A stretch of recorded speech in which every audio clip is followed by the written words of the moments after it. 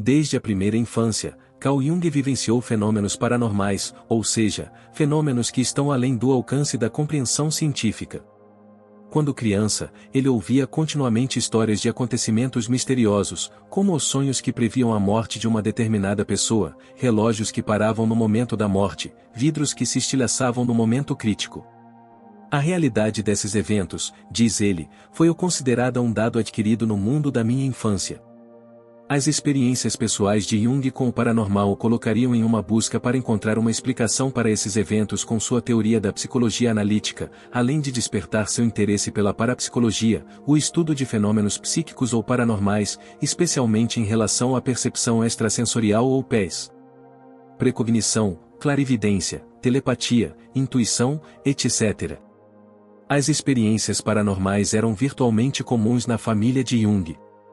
Seu avô materno, reverendo Samuel Presvercris, que aprendeu hebraico porque acreditava que era falado no céu, encontrava-se continuamente rodeado de fantasmas e dedicava um dia por semana a conversar com o espírito de sua falecida primeira esposa, reservando uma cadeira para ela em seu escritório, muito para desespero de sua segunda esposa, Augusta Presvercris, avó materna de Jung.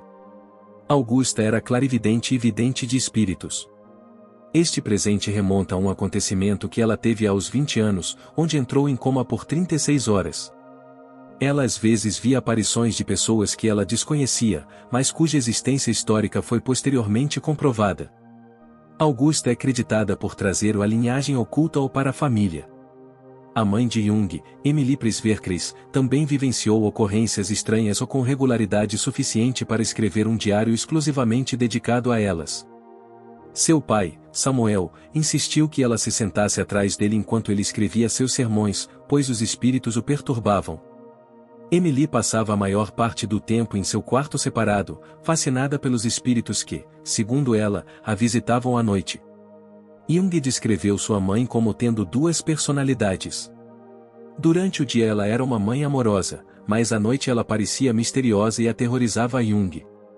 Ao contrário do pai de Jung, que era mais previsível. Sua mãe e seu pai eram os 13º filhos de suas famílias. Jung escreve sobre uma experiência de infância e da porta do quarto de minha mãe vieram influências assustadoras. À noite, minha mãe era estranha e misteriosa. Uma noite vi vindo da sua porta uma figura vagamente luminosa, indefinida, cuja cabeça se desprendeva do pescoço e flutuava diante dele, no ar, como uma pequena lua. Imediatamente outra cabeça foi produzida e novamente se destacou. Este processo foi repetido 6 ou 7 vezes. Como jovem médico assistente em Burgosli, em Zurique, Jung estava trabalhando em seus experimentos de associação de palavras. Um dia, sua mãe veio visitá-lo e olhou toda a sala repleta de gráficos. Ela parecia confusa e perguntou do que se tratava. Jung respondeu que eram eles para seus experimentos. Então ela disse com sua segunda voz, bem, você acha que poderia ser alguma coisa? Jung declarou, minha mãe raramente falava nesse tom, mas quando o fazia, ela dizia intuitiva e inesperadamente algo de grande significado. Sua pergunta me afetou tanto que não consegui levantar uma caneta pelas 3 semanas seguintes. Suas palavras expuseram inabalavelmente minhas próprias dúvidas sobre a importância do meu empreendimento, e agora eu me perguntava com toda a seriedade se o que eu estava fazendo realmente fazia sentido. Assim como sua mãe e sua avó, Jung também se descreveu como tendo uma dupla personalidade, que ele chamou de personalidade número 1, voltada para a integração social, e personalidade número 2, que era antiga, profundamente conhecedora e próxima de natureza, à noite, aos sonhos e a tudo o que Deus trabalhou diretamente nele. Quando Jung estava estudando em casa certa manhã em 1898, ele foi surpreendido por um estalo repentino e alto. Ele descobriu que uma pesada mesa de nogueira que estava em sua família há gerações estava quebrada. 2 semanas depois, ele ouviu outro som. Desta vez ele viu que dentro do armário a faca de pão usada há apenas 1 hora havia sido quebrada em 4 pedaços sem motivo aparente. Jung decidiu guardá-los como um lembrete das forças poderosas do reino invisível. Eles ainda estão em posse da família Jung. O próprio relato de Jung apresenta esses incidentes como relacionados com sessões espíritas, uma tentativa de comunicação com espíritos, as quais ele afirma ter começado a frequentar algumas semanas depois, mas que na verdade já frequentava há vários anos. A mesa foi utilizada nessas sessões, em sua própria casa, a médium era sua prima Helene Preisverkreis, e seus participantes, membros de sua própria família. Além disso, vários espíritos com os quais o médium se comunicava não eram outros senão os ancestrais de Jung.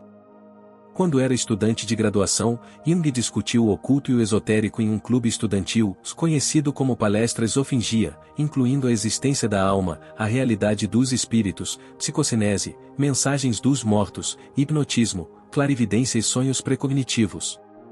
Uma explicação científica destes está fadada ao fracasso enquanto se basear no princípio da causalidade. Afinal, como pode um acontecimento do futuro ser a causa de um sonho que se realiza no presente, de modo que ele se reflita e nele seja antecipado?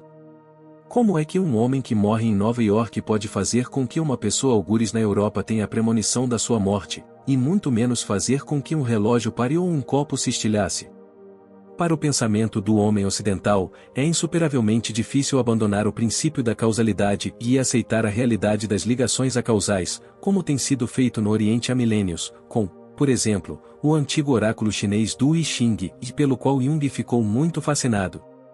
Jung usou o I Ching em situações críticas de sua vida e de seus pacientes, encontrando nele muitas respostas significativas e percepções psicológicas incomuns.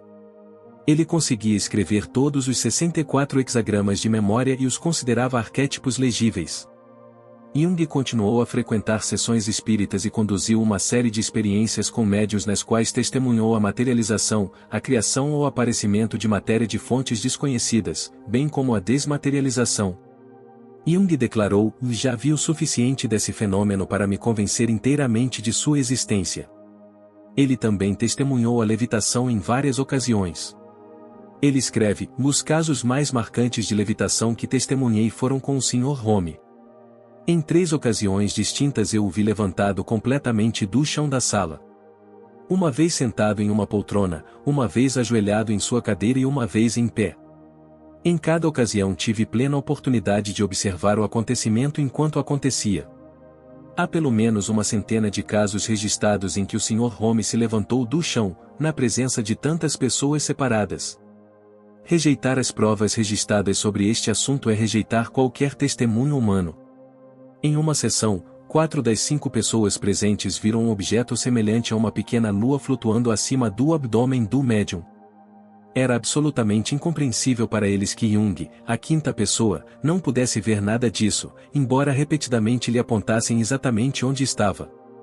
A partir disso, Jung inferiu a possibilidade de visões coletivas em tais e outras ocasiões, por exemplo, os avistamentos de discos voadores. As observações de Jung nessas sessões formaram a base de sua dissertação de doutorado publicada em 1902, intitulada Sobre a Psicologia e a Patologia dos Chamados Fenômenos Ocultos, que está incluída no volume 1 das obras coletadas, Estudos Psiquiátricos. O desejo de apresentar as suas descobertas sob uma luz objetiva é, sem dúvida, a razão pela qual este, bem como os seus vários relatos subsequentes, ocultam, em vários graus, toda a extensão do seu envolvimento pessoal. Jung sempre se considerou antes de tudo um empirista. Ele também tinha plena consciência de que o cenário espírita estava povoado de charlatões. Jung admite que o período de sessões com seu primo médium continha a origem de todas as suas ideias. Ele havia descoberto alguns fatos objetivos sobre a psique humana. Jung ficou intrigado ao ver como ela manifestou uma personalidade completamente diferente da sua durante o transe. Essa capacidade de manifestar uma variedade de personalidades aparentemente autônomas contribuiria para a formulação de complexos e arquétipos de Jung. A partir de então, Jung teve o primeiro vislumbre do fato de que existia um outro mundo, seu inconsciente, que tinha vida própria, bem à parte da vida da consciência. Numa carta, Jung escreve sobre os problemas de compreensão da comunicação fantasmagórica. Infelizmente, não há casos registrados em que os espíritos tenham tido a boa graça de se apresentarem como pessoas testadas. Qualquer outra coisa que possamos produzir como vozes espirituais é de médiuns, e aí o grande problema é estabelecer se os conteúdos comunicados derivam dos fantasmas ou de fantasias inconscientes do médium ou de qualquer outro membro do círculo. Eu não iria tão longe a ponto de negar a possibilidade de um médium poder transmitir uma comunicação fantasmagórica, mas não sei de que forma se pode provar isso, pois tal prova está fora da nossa possibilidade humana. Toda esta questão de então chamados de fenômenos ocultos ou não é nada sobre o qual alguém possa ser ingênuo. É um desafio terrível para a mente humana. Quando Jung se tornou um seguidor de Freud, ele continuou a estudar o paranormal. Freud rejeitou o assunto e foi desdenhoso, pois queria fazer da teoria sexual um dogma, um baluarte inabalável contra a maré negra de lama do ocultismo. Mais tarde, porém, Freud escreveu em uma carta a Jung: "Vi questões de ocultismo, tornei-me humilde e minha arrogância foi destruída." Ainda assim, ele não queria expor publicamente toda a extensão de seu interesse. Certa ocasião, em 1909, Jung estava discutindo sobre fenômenos paranormais com Freud. No início da noite, Freud adotou formalmente Jung como filho mais velho, ungindo-o como seu sucessor e príncipe herdeiro. Durante a palestra, Jung teve uma sensação estranha, como se seu diafragma fosse feito de ferro e estivesse ficando em brasa, e então, de repente, ouviu-se um barulho alto vindo da estante de livros. Jung disse que aqui estava um exemplo de um fenômeno de exteriorização catalítica, ou psicocinesia. Freud descartou isso como pura besteira, ao que Jung respondeu que em breve haveria uma sequência, após o que houve outro barulho alto vindo da mesma direção. Freud apenas olhou horrorizado para Jung. Em 1961, ano de sua morte, Jung escreveu numa carta: "Vi objetos movendo-se que não foram tocados diretamente, além disso, sob condições científicas absolutamente satisfatórias." Poderíamos descrever esses movimentos como levitação, se presumirmos que os objetos se moviam por si próprios. Mas este não parece ser o caso, uma vez que todos os objetos que aparentemente se moviam por si mesmos moviam-se como se fossem levantados, sacudidos ou atirados por uma mão. Nesta série de experiências, eu, juntamente com outros observadores, vi uma mão e senti a sua pressão e aparentemente a mão que causou todos os outros fenômenos deste tipo. Os fenômenos nada têm a ver com a vontade, pois só ocorriam quando o médium estava em transe e justamente sem controle de sua vontade. Parecem cair na categoria de manifestações poltergeist. As divergências de Jung com Freud sobre o paranormal contribuiriam para sua divisão. Durante esse período, Jung entrou no período de seu confronto com o inconsciente, onde teria estados visionários ou alterados de consciência e se comunicaria com suas figuras internas, formando a base de seus diários pessoais, os livros negros, e posteriormente, os livros negros. Livro Vermelho. Uma dessas figuras foi Filemon, um pagão de atmosfera egípto-helenística e aparência gnóstica, que representava o insight superior, e comunicou que há coisas na psique que não se produzem, mas que se produzem e têm sua própria vida. Uma das primeiras experiências mencionadas por Jung sobre uma sincronicidade ou coincidência significativa diz respeito a esta figura. Filemon apareceu em seus sonhos com asas de martim pescador, e Jung, para compreender melhor a imagem, pintou-a. Enquanto fazia isso, ele encontrou em seu jardim, pela primeira e única vez, um martim pescador morto. Foi Einstein, que foi convidado de Jung em diversas ocasiões para jantar, quem o fez pensar sobre uma possível relatividade do tempo e do espaço, e de serem eles condicionados pela psique. Para Jung, a parapsicologia mostra que a psique tem um aspecto de caráter relativo-temporal e relativo-espacial. Isso levou, décadas mais tarde, à relação de Jung com o físico ganhador do Prêmio Nobel Wolfgang Pauli e a teoria da sincronicidade de Jung. Ao investigar a mecânica quântica, a física também foi confrontada com o problema da causalidade e da relatividade do espaço-tempo. Isso é análogo à sincronicidade. Jung escreve: a sincronicidade atribui ao corpo em movimento uma certa propriedade psicoide de natureza psíquica e física que, como o espaço, o tempo e a causalidade, constitui um critério de seu comportamento. Devemos abandonar completamente a ideia de que a psique está de alguma forma ligada ao cérebro e, em vez disso, lembrar-nos do comportamento ou significativo ou inteligente ou dos organismos inferiores, que não têm cérebro. Aqui nos encontramos muito mais próximos do fator formal que, como já disse, nada tem a ver com a atividade cerebral. Como a declaração revela, Jung teria pensado pouco no foco na neurologia e no cérebro para explicar realidades psicofísicas. ESP aparece como uma manifestação do inconsciente coletivo, que é o mesmo em todos os lugares e em todos os momentos. Manifesta-se, portanto, não apenas nos seres humanos, mas também, ao mesmo tempo, nos animais e até mesmo em eventos físicos através da sincronicidade. A psique existe na matéria e a matéria existe na psique. Em essência, o inconsciente permeia o ambiente que nos rodeia e não é um domínio encapsulado localizado exclusivamente dentro de um indivíduo, como tendemos a supor. Existe uma relação microcosmo-macrocosmo. Parafraseando a Tábua de Esmeralda, como acima, é abaixo. Esta ideia é conhecida por muitos nomes: Vulnus Mundus, o Pleroma, Anima Mundi, Simpatia ou Simpatia Cósmica, Animismo, e assim por diante.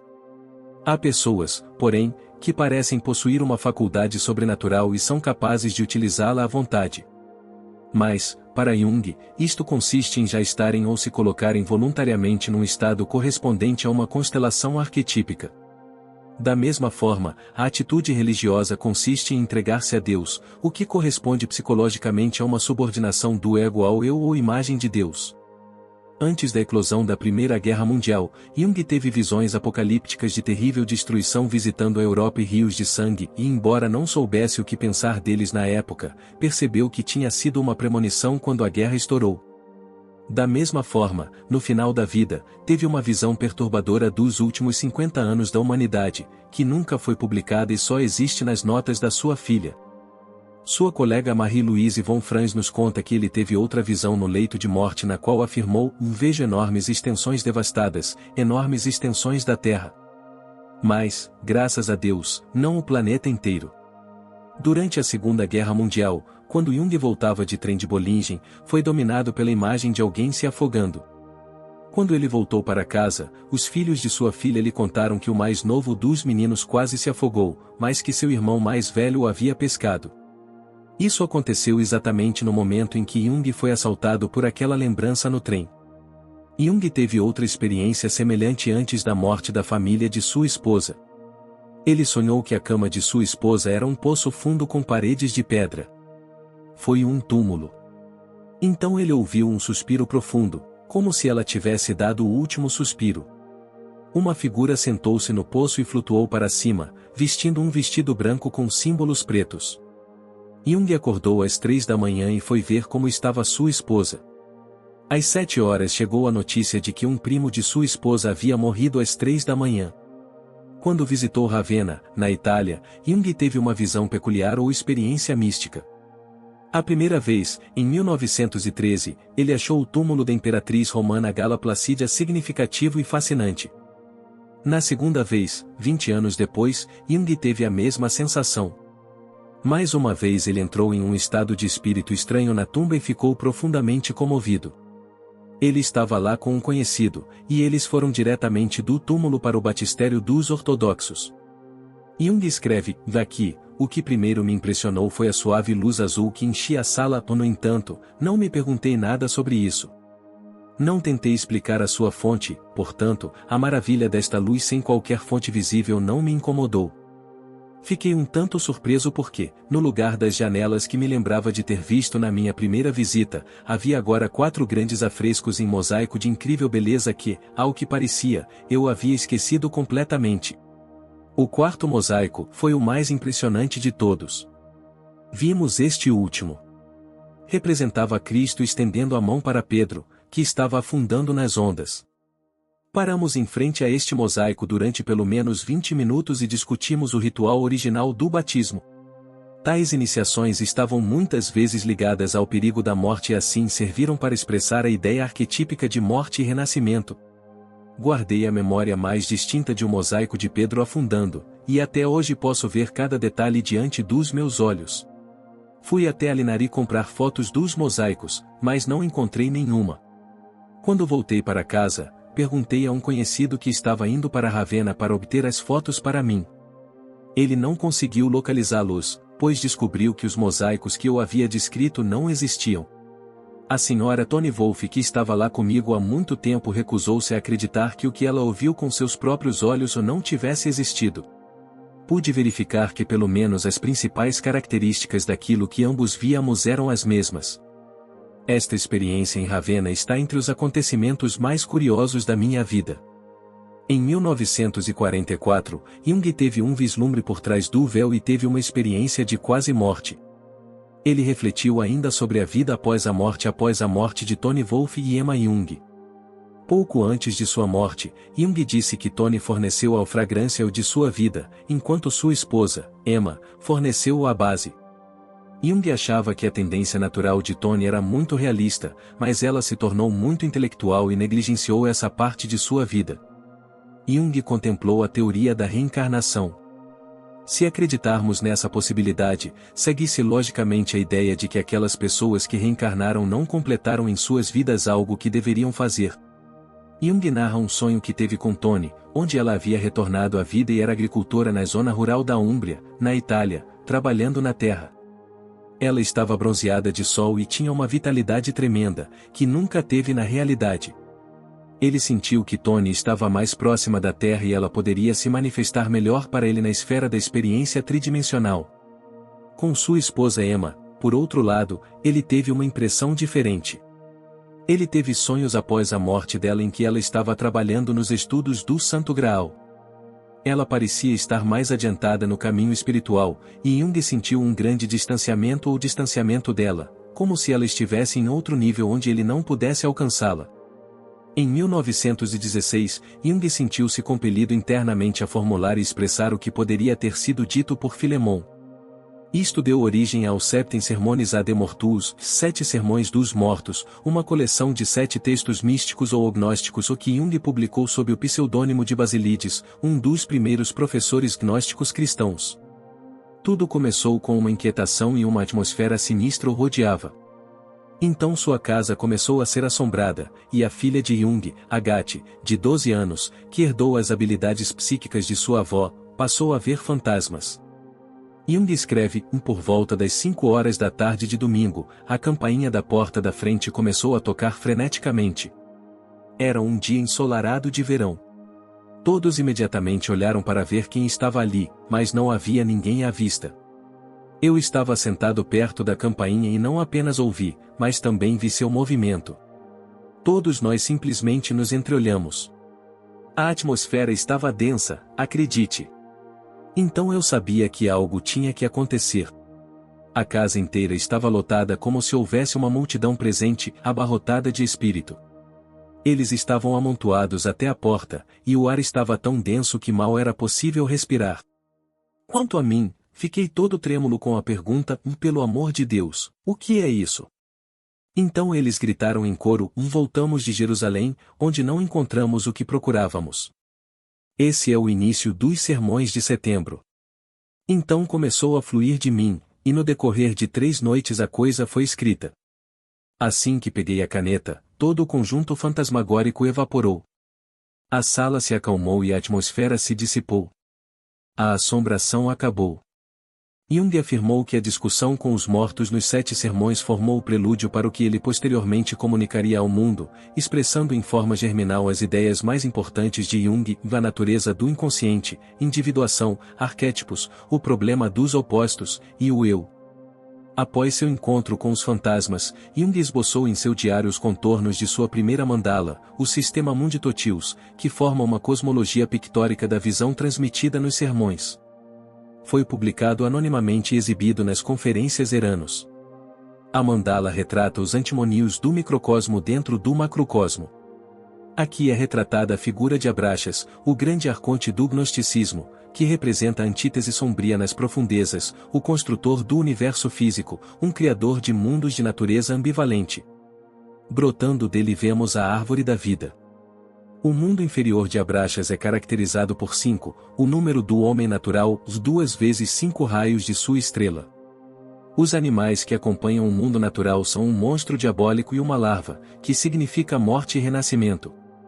Jung afirmou que, e daquele momento em diante, os mortos tornaram-se cada vez mais distintos para mim como as vozes dos não respondidos, dos não resolvidos e dos não redimidos. Um elemento que surpreendeu Jung foi o fato de que os mortos pareciam não saber mais do que sabiam quando morreram, enquanto a visão tradicional é que os mortos são os possuidores de grande conhecimento. Aparentemente, os mortos aguardavam as respostas dos vivos. Jung escreve: "O que é vital aqui não é apenas uma convicção da sobrevivência da morte corporal, mas uma visão do significado da vida humana, concebida como um processo de desenvolvimento da consciência que não termina no túmulo, e além disso, um processo no qual o desenvolvimento posterior dos mortos depende do aumento da consciência dos vivos." Dentro desta concepção, através do nosso desenvolvimento terrestre, estamos de facto a ajudar o desenvolvimento post-mortem dos mortos. Quando Jung fez uma viagem de bicicleta pela Itália com um amigo em 1911, ele teve um sonho em que estava em uma assembleia de espíritos ilustres de séculos anteriores. A conversa foi conduzida em latim. Um cavalheiro com uma peruca longa e encaracolada dirigiu-se a Jung e fez uma pergunta difícil, cuja essência ele não conseguia mais lembrar depois de acordar. Jung o entendeu, mas não tinha domínio suficiente da língua para responder-lhe em latim. Jung sentiu-se tão profundamente humilhado por isso que a emoção o despertou. No exato momento em que acordou, ele pensou no livro em que estava trabalhando, Psicologia do Inconsciente, mais tarde conhecido como Símbolos da Transformação. Jung teve sentimentos de inferioridade tão intensos em relação à pergunta não respondida que abandonou a viagem e imediatamente pegou o trem para casa para voltar ao trabalho. Jung escreve: "Só anos mais tarde é que compreendi o sonho e a minha reação.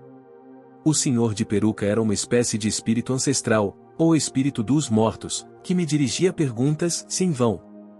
Ainda era muito cedo, ainda não tinha chegado tão longe, mas tinha a vaga sensação de que ao trabalhar no meu livro estaria a responder à pergunta que me foi feita.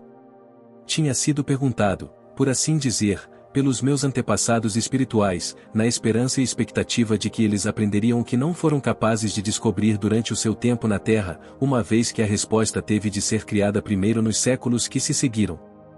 Seguido. Em um prefácio ao livro de Fanny Moser, Ghost, False Belief or True, Jung escreve: "Nesta região vasta e sombria, onde tudo parece possível e nada crível, a pessoa deve ter observado muitos acontecimentos estranhos, e além disso, ouvido e lido, e, se possível, testou muitas histórias examinando suas testemunhas, a fim de formar um julgamento até mesmo moderadamente seguro. Parece que se pensará que Kant ainda terá razão por muito tempo quando escreveu. Histórias deste tipo terão a qualquer momento apenas crentes secretos, embora publicamente sejam rejeitados pela moda predominante de descrença." Ele próprio reservou o julgamento nas seguintes palavras: "A mesma ignorância me torna tão ousado a ponto de negar absolutamente a verdade das várias histórias de fantasmas, e ainda assim com a reserva comum, embora estranha, de que embora eu duvide de qualquer uma delas, ainda assim eu tenho uma certa fé em todos eles considerados em conjunto." Poderíamos desejar que muitos de nossos fanáticos tomassem nota desta sábia posição adotada por um grande pensador. Neste livro, aparece a contribuição do próprio Jung. No verão de 1920, Jung foi à Inglaterra para dar algumas palestras. Ele ficou em uma casa de campo por um preço muito baixo por vários fins de semana. À noite, o ar ficava abafado e havia um cheiro desagradável no ambiente. Ele ouviu o barulho de água pingando, embora não houvesse água corrente no quarto. Cada noite piorava. As coisas agora roçavam nas paredes, ouvia-se sons de batidas, farfalhar como o rugido de uma tempestade, e Jung tinha a sensação de que um animal, mais ou menos do tamanho de um cachorro, estava correndo pela sala em pânico. Todas essas atividades cessariam com o primeiro raio de sol. Jung notou que as empregadas nunca ficavam na casa depois do pôr do sol. Quando ele perguntou se havia algo errado com a casa, eles lhe disseram: "É mal assombrada, você não sabia." Em uma determinada noite, Jung teve a sensação de que havia algo perto de sua cama e abriu os olhos. Ali, ao seu lado, no travesseiro, ele viu a cabeça de uma velha, e o olho direito, bem aberto, olhava para ele. A metade esquerda do rosto estava faltando abaixo do olho. A visão foi tão repentina e inesperada que ele pulou da cama, acendeu a vela e passou o resto da noite numa poltrona. O amigo de Jung, Dr. X, estava cético, então Jung o convenceu a passar o fim de semana em casa. E ele teve experiências semelhantes e estava com muito medo de voltar, então dormiu no jardim. Pouco depois, a casa foi demolida. Na primavera de 1924, Jung estava sozinho na Torre Bollingen. Ele acordou com o som de passos suaves ao redor da torre.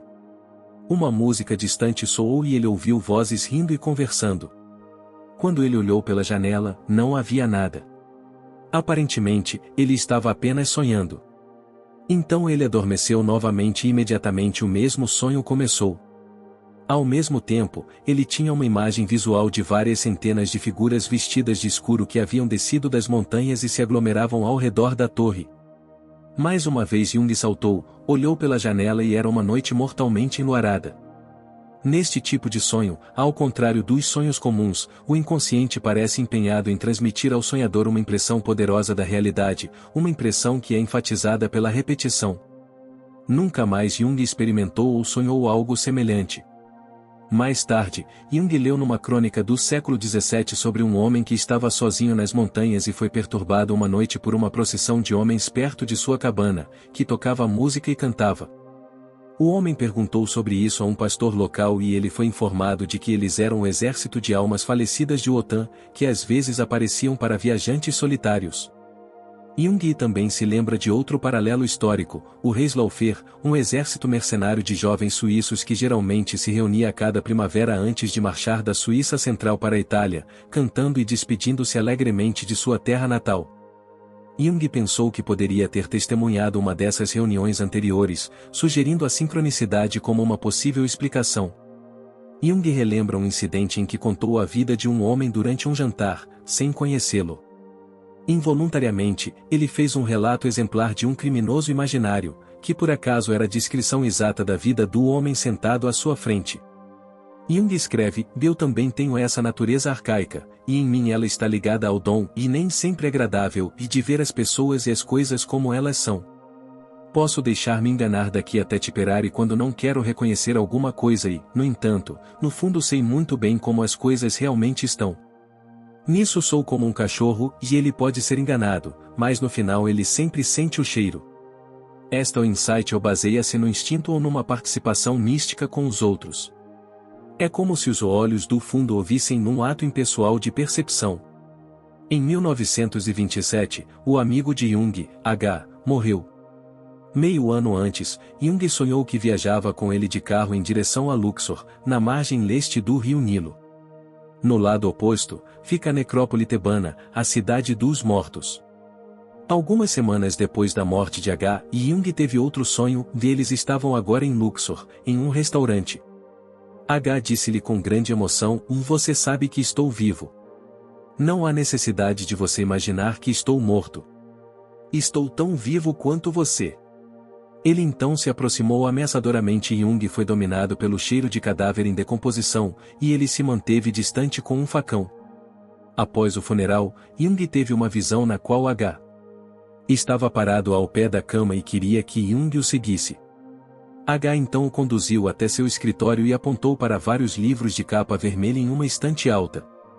Poucos dias depois, Jung perguntou à viúva de H se ele poderia dar uma olhada em seu escritório, e ele viu um livro intitulado O Legado dos Mortos. Jung conta o caso de um homem que ele tirou de uma depressão. Mas sua esposa estava com ciúmes por causa da influência de Jung sobre ele. Jung tinha uma sensação desconfortável em relação a ela. Mesmo assim, o homem voltou para casa e se casou, mas sua esposa não se importou com ele e colocou um fardo tremendo com o qual ele foi incapaz de lidar. Depois de um ano, ele recaiu em uma nova depressão. Jung disse ao homem para entrar em contato com ele se sua condição piorasse. Mas ele não o fez por influência de sua esposa. Depois de dar uma palestra, Jung voltou ao hotel por volta da meia-noite.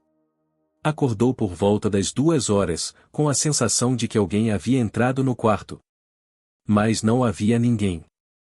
Então ele percebeu que sentia uma dor surda na testa e na nuca. No dia seguinte, recebeu a notícia de que seu paciente havia atirado em si mesmo, a bala havia acertado a nuca.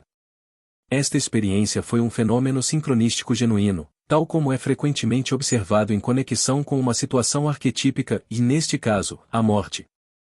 Os arquétipos também podem aparecer como um objeto exterior real que se comporta como se fosse motivado ou evocado por, ou como se expressasse, um pensamento correspondente ao arquétipo. Como a famosa sincronicidade de Jung envolvendo um escaravelho. Jung teve dificuldades com seu paciente que era extremamente racional e não acreditava em nada sobre o inconsciente. No momento em que sua paciente lhe contava seu sonho com um escaravelho dourado, um escaravelho verdadeiro tentou entrar na sala, como se tivesse entendido que deveria cumprir seu papel mitológico de símbolo de renascimento. Quando ele entregou a ela, isso finalmente quebrou o gelo de sua resistência intelectual e a ajudou a entrar em contato com seu mundo interior. É como se o inconsciente soubesse desse desequilíbrio e procurasse compensar seu comportamento com um acontecimento da vida real por meio de uma coincidência significativa. A linguagem da religião chama estes acontecimentos de vontade de Deus ou muito corretamente. Jung escreve, a situação pode ser indicativa de doença ou perigo de vida, por exemplo. A consciência sente que tal situação é avassaladora, na medida em que não conhece nenhuma maneira de enfrentá-la de forma eficaz. Nesta situação, mesmo as pessoas que não se podem gabar de nenhuma crença religiosa específica veem-se compelidas pelo medo a proferir uma oração fervorosa. O arquétipo de um ser divino prestativo está a ser constelado pela sua submissão e pode realmente intervir, produzindo no último momento uma reviravolta na situação ameaçadora que é considerada milagrosa. Tais crises ocorreram inúmeras vezes na história da humanidade. Em muitas situações devemos recorrer ao instinto porque nossa razão falha.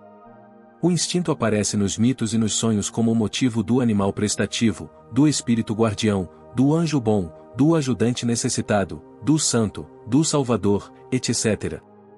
Deus está mais próximo onde a necessidade é maior.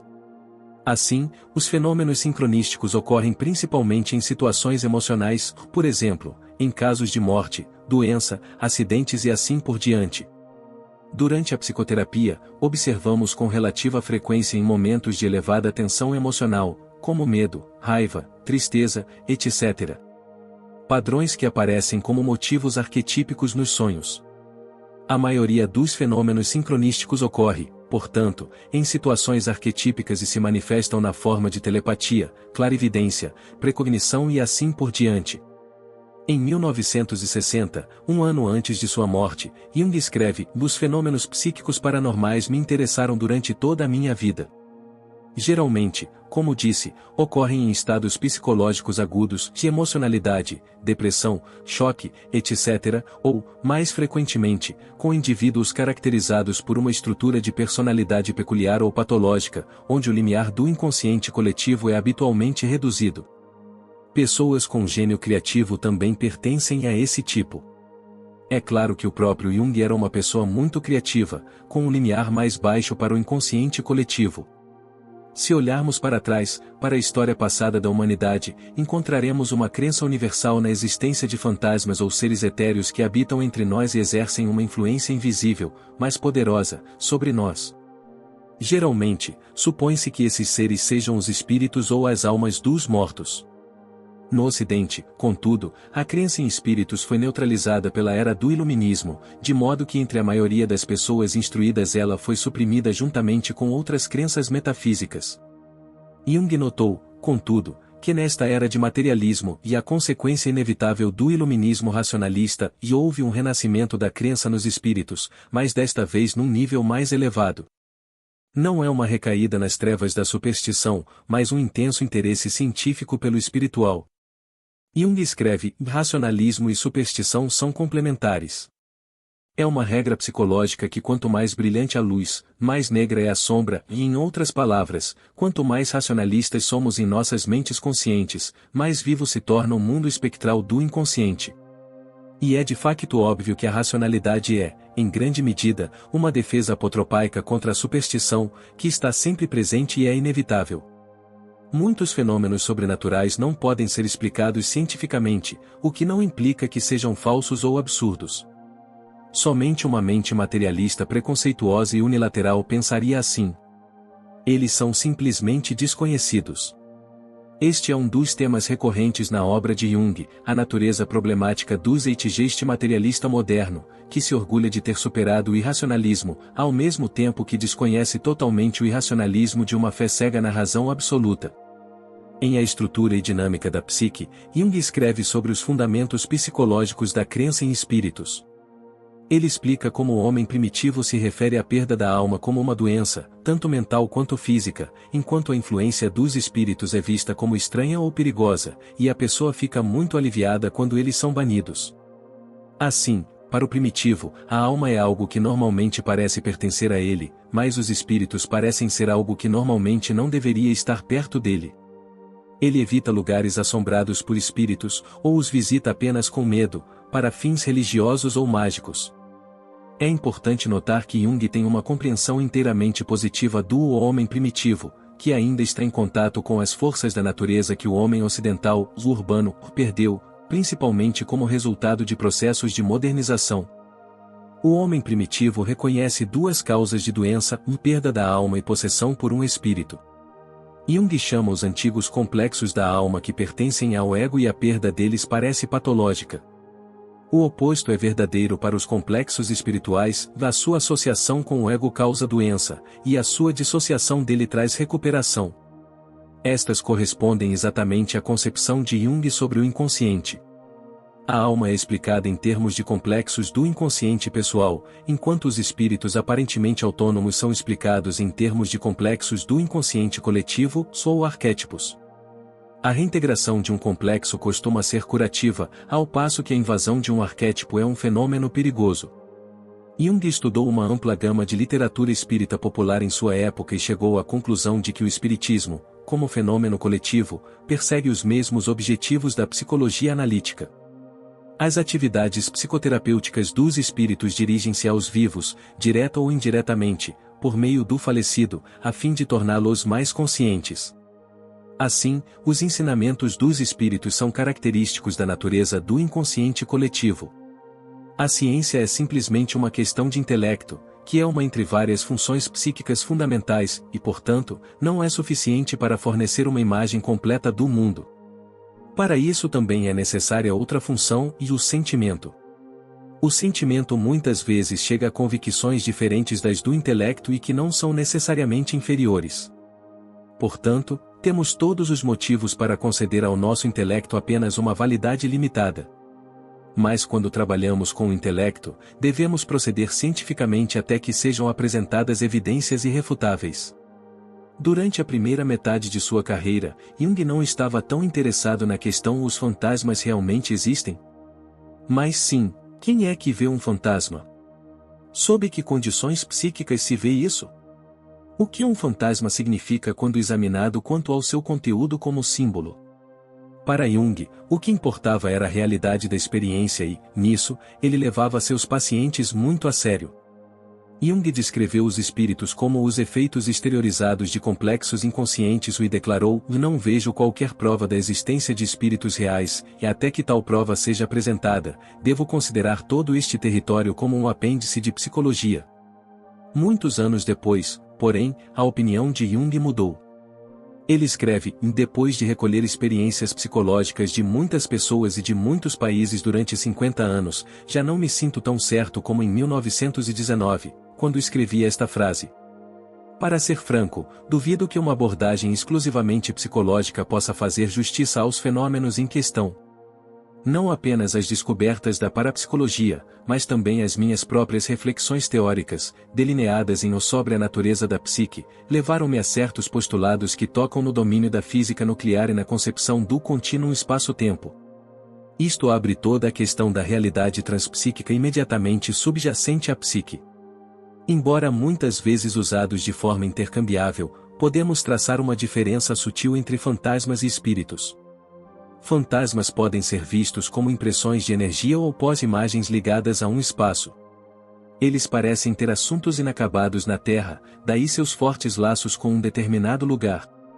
Muitas vezes eles não sabem que estão mortos e sua morte geralmente é trágica ou violenta. Um fantasma é a presença persistente de uma pessoa morta e está associado a assombrações.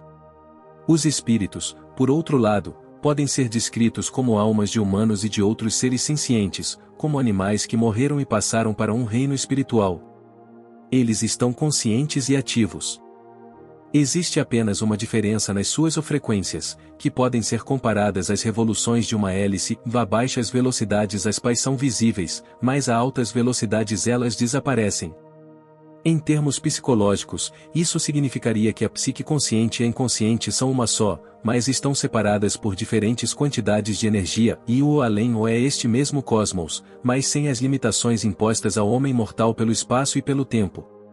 Por isso é chamado de universo desobstruído. Nosso mundo está contido nesta ordem superior e deve sua existência principalmente ao fato de que o homem corpóreo tem uma frequência baixa, graças a qual os fatores limitantes do espaço e do tempo se tornam operativos. O mundo sem limitações é chamado de ortos, que significa o mundo ou certo ou o verdadeiro, embora deva ser enfatizado que isto não implica uma desvalorização do nosso mundo. Esta vida limitada deve ser vivida tão plenamente quanto possível, porque a obtenção da consciência máxima enquanto neste mundo é uma condição essencial para a vida vindoura em ortos. Isto está de acordo com Platão, que considerava a filosofia como uma preparação para a morte. Mesmo que nossos argumentos críticos possam lançar dúvidas sobre todos os casos, não há um único argumento que possa provar que os espíritos não existem. A este respeito, portanto, devemos contentar-nos com o mistério. Jung escreve: daqueles que não estão convencidos devem tomar cuidado para não presumir ingenuamente que toda a questão dos espíritos e fantasmas foi resolvida e que todas as manifestações deste tipo são fraudes sem sentido. Isto não é nada disso. Esses fenômenos existem por si só, independentemente da forma como são interpretados, e não há dúvida de que são manifestações genuínas do inconsciente. As comunicações dos espíritos são afirmações sobre a psique inconsciente, desde que sejam realmente espontâneas e não sejam elaboradas pela mente consciente. Tendo considerado o fenômeno do paranormal sob diferentes ângulos, Jung não chegou a uma resolução em sua análise do assunto. Perto do fim da sua vida, ele escreveu: eu próprio não posso gabar-me de qualquer investigação original neste campo, mas declaro sem hesitação que fui capaz de testemunhar um número suficiente destes fenômenos para estar totalmente convencido de que são reais. No entanto, não posso explicá-los, e portanto, não posso decidir sobre nenhuma das interpretações habituais. Ao final, Jung também admite que os fenômenos paranormais poderiam ser melhor explicados pela hipótese dos espíritos do que pelas qualidades e peculiaridades do inconsciente. Portanto, eles provavelmente são de natureza espiritual e física. As declarações incidentes espalhados ao longo de sua obra mostram que o paranormal estava profundamente ligado à sua visão geral do mundo e à compreensão da psique. Para Jung, as coisas eram complexas porque ele permaneceu aberto a ideias que desafiavam as visões científicas de sua época. Para eles, a questão estava resolvida. Para Jung, não foi assim, e ele trabalhou continuamente para navegar em torno de visões de mundo conflitantes, de um verdadeiro trabalho alquímico de união dos opostos. O confronto de Jung com o inconsciente foi difícil de superar, mas esta experiência foi a mais importante de sua vida. Na verdade, ele sentiu que era o suficiente para várias vidas. Como afirmou Jung quando questionado se acreditava em Deus: e não preciso acreditar, eu sei. Ele experimentou a gnose. Foram as visões e imagens interiores que o tornaram verdadeiramente completo e lhe deram a base para compartilhar seus dons com o mundo. A crença não é um substituto adequado para a experiência interior. Gratidão por estar conosco.